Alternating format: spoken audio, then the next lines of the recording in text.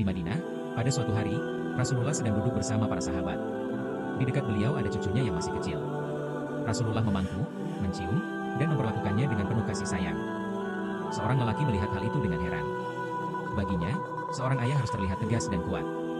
Ia mengira kelembutan kepada anak-anak hanya akan membuat mereka manja. Maka ia berkata, "Aku mempunyai 10 anak, tetapi aku tidak pernah mencium seorang pun dari mereka." Rasulullah menatapnya, lalu bersabda, "Barang siapa tidak menyayangi, maka ia tidak akan disayangi." Kalimat itu terdengar sederhana, tetapi masuk sangat dalam ke hati seorang sahabat lain yang ikut mendengarnya. Ia teringat rumahnya sendiri. Ia punya istri yang sabar dan anak-anak yang masih kecil. Setiap hari ia bekerja keras, mencari nafkah, lalu pulang dalam keadaan lelah. Ia merasa sudah cukup menjadi kepala keluarga karena telah menyediakan makanan dan pakaian.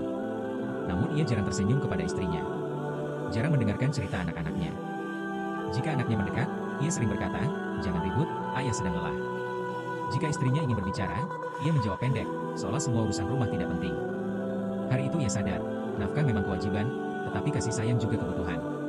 Anak-anak tidak hanya lapar kepada makanan, mereka juga lapar kepada perhatian.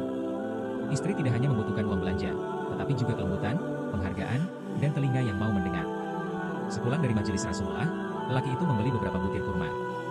Bukan hadiah yang mahal, tetapi ia ingin pulang dengan hati yang berbeda. Ketika sampai di rumah, anaknya berlari menyambut. Biasanya ia hanya melewati anak itu begitu saja. Namun kali ini ia berhenti, berjongkok, memeluknya, lalu mencium keningnya. Anak itu terdiam sejenak, lalu tertawa bahagia. Istrinya yang melihat dari pintu merasa heran. "Ada apa hari ini?" tanyanya lembut. Lelaki itu menjawab, "Hari ini aku belajar dari Rasulullah. Ternyata menyayangi keluarga bukan kelemahan. Itu rahmat. Dan orang yang tidak menyayangi, tidak akan disayangi." Malam itu rumah mereka terasa berbeda. Anak-anak duduk dekat ayahnya. Mereka bercerita tentang hal-hal kecil, tetapi kali ini sang ayah mendengarkan. Istrinya pun berbicara dengan lebih tenang, karena ia merasa dihargai. Sejak hari itu, lelaki tersebut mulai mengubah kebiasaannya.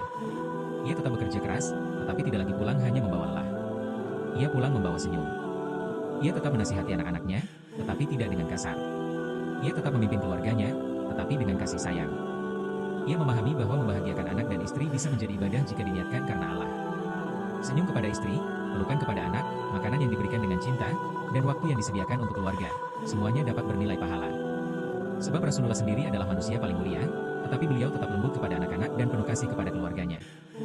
Beliau mengajarkan bahwa rumah seorang muslim bukan hanya tempat tinggal, tetapi tempat menanam rahmat. Maka lelaki itu berdoa, "Ya Allah, jadikan keluargaku jalan untuk mendekat kepada-Mu. Jangan biarkan aku sibuk mencari dunia, tetapi lupa membahagiakan orang-orang yang Engkau titipkan kepadaku."